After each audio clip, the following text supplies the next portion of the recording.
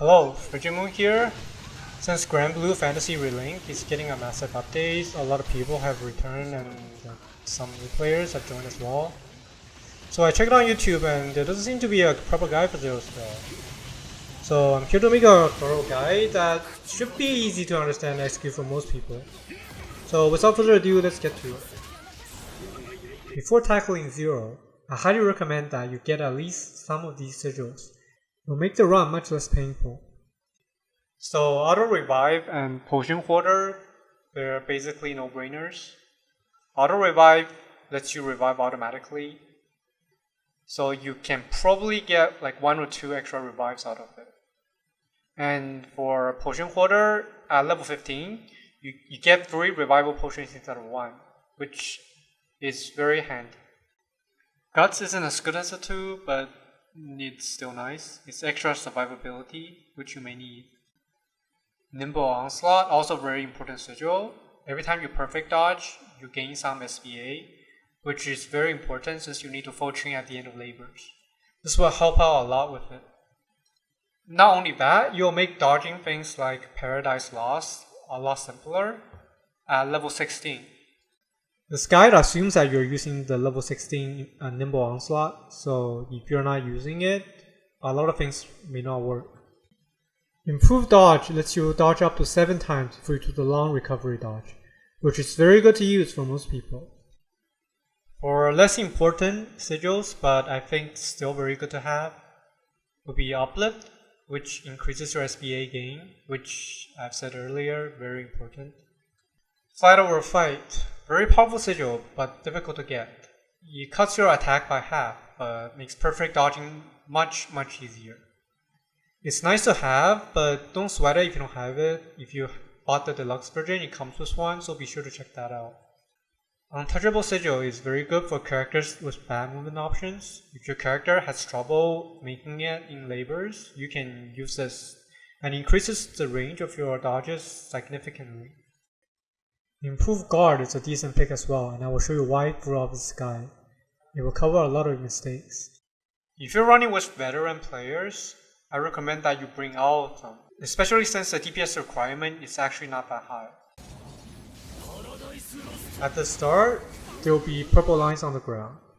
Don't panic and find a purple line, stand on it and facing it and hold block. Then dodge the circle that's directly below you. After dodging it, wait until the next circle that appears below you. Move to the outer edge of the circle and wait until it explodes and then dodge into it.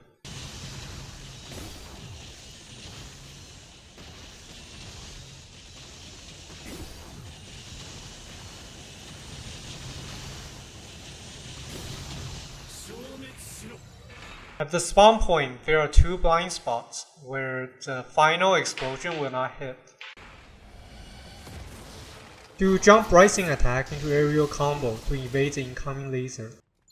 After that, you'll do falling warps. Hold block and dodge as the warp is about to hit you. If you mistimed it, don't worry, you'll still block it. Next up is the spreading warps. If you're not sure how to dodge it, do rising attack into aerial attacks again, just like earlier. Then he'll place some mines on the ground. Be sure not to get close to it. If you touch it, you'll explode and you might hit your teammates as well. After this, he'll generally summon multiple tracking lasers. Run back and then hold block and try dodge into it. Whether he does the tracking laser move or not, he'll usually still do a long combination attack with a spinning slash move at the end, followed by a laser slam.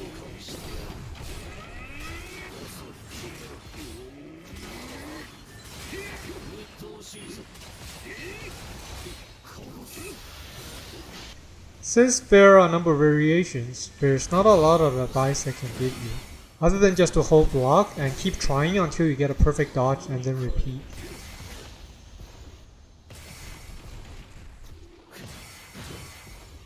When he does a spinning slash, there's a blind spot in his vicinity, so be sure to move next to him quickly. So anywhere in between these moves, if Lucifer takes more than 2.5% damage in a short time, he'll use his counter attack. It's fairly easy to notice as the camera will suddenly zoom out. Quickly move away from Lucilius and then dodge the circle that will appear on the ground.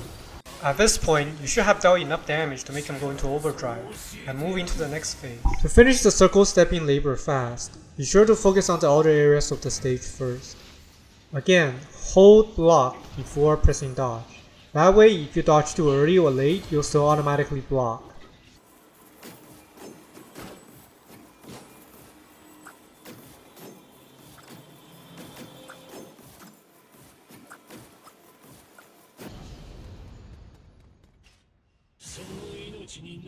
In this feather hitting segment, laser marks will appear for a second before hitting you. People die often here because they don't hold block before dodging. Like here I would have died because I was just smashing attack, but since I held block, I didn't. But this is definitely one of the harder sections where if it's just one person and he doesn't have good movement options, you will not make it. But since there's a full party, you should be much easier. Next up are the 3 swords. They spawn at set locations, so you can use the sun as reference. But to be specific, this is how I pinpoint their locations. The Sword of Repudiation is the most threatening, and it should be taken care of as fast as possible. After slamming on the ground twice, he'll start to shoot out a bunch of shockwaves, which are very difficult to dodge. Next up is the Sword of Refutation. I still find it very dangerous because its attacks covers a wide area. And as for the final sword, it's not very dangerous. He'll like zip back and forth a few times before slamming on the ground. You should have enough time to kill it before he does this Sword Storm move, but even that isn't a huge deal. At the end of trials, he'll start charging up for another Paradise Lost. And this is when you're going to hit a full chain. Make sure you don't do his SBA right away. Wait until the stun gauge is about 60-70% at least. Lucifer will summon white circles on the ground during this time. If you do get hit by it, like your SBA will be sealed, making you unable to use your SBA for quite a while. You can choose either to quickly suicide, or if there's a character like Xenophon or Rosetta, they have the skills that can remove the debuff. Characters like Siegfried and Captain also have immunity buffs that prevent SBA seal. Don't be obsessed with delaying the SBA chain until the last second. Like, make sure the full chain goes through more than anything else. Like, the damage doesn't really matter. What's important is that you avoid the circles on the ground. His stun gauge carries over after full chain, so make sure to break that gauge quickly before he runs away. It's important that you enter link time here and deal as much damage as possible. After that comes Final Rebellion. For dodging this, you can choose to stay in the mud. It will slow you down, but at the same time, it will also extend your perfect dodge frame significantly. An easy method I came up with is basically you run in the mud and the lightning strikes will trail behind you.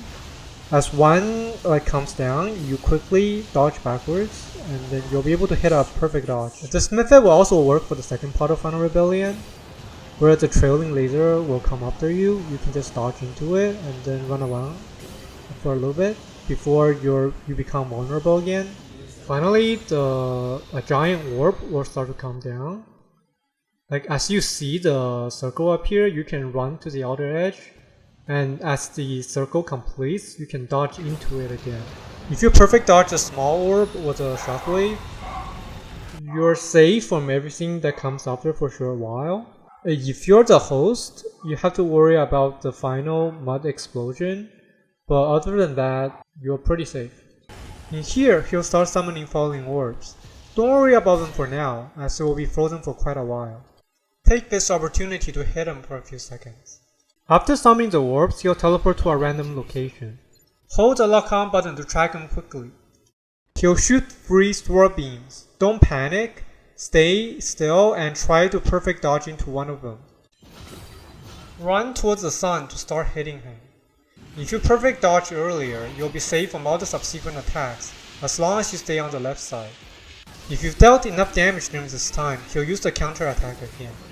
So be sure to watch out for that. Either way, he'll start placing mines on the ground. If his HP is above 40% at this point, he'll use Nemesis. It blows you away and you should run back next to him as there is a blind spot. At the end, the lines on the ground will form giant laser beams, so make sure you avoid them.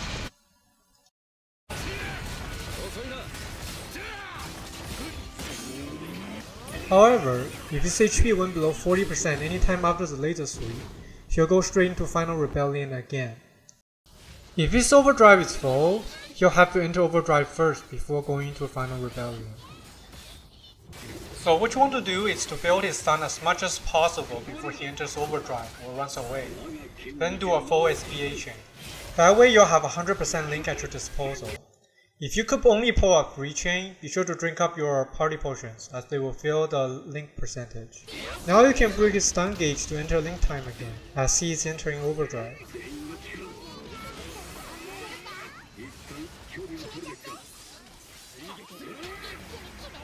After the second Link time, he'll use Final Rebellion again.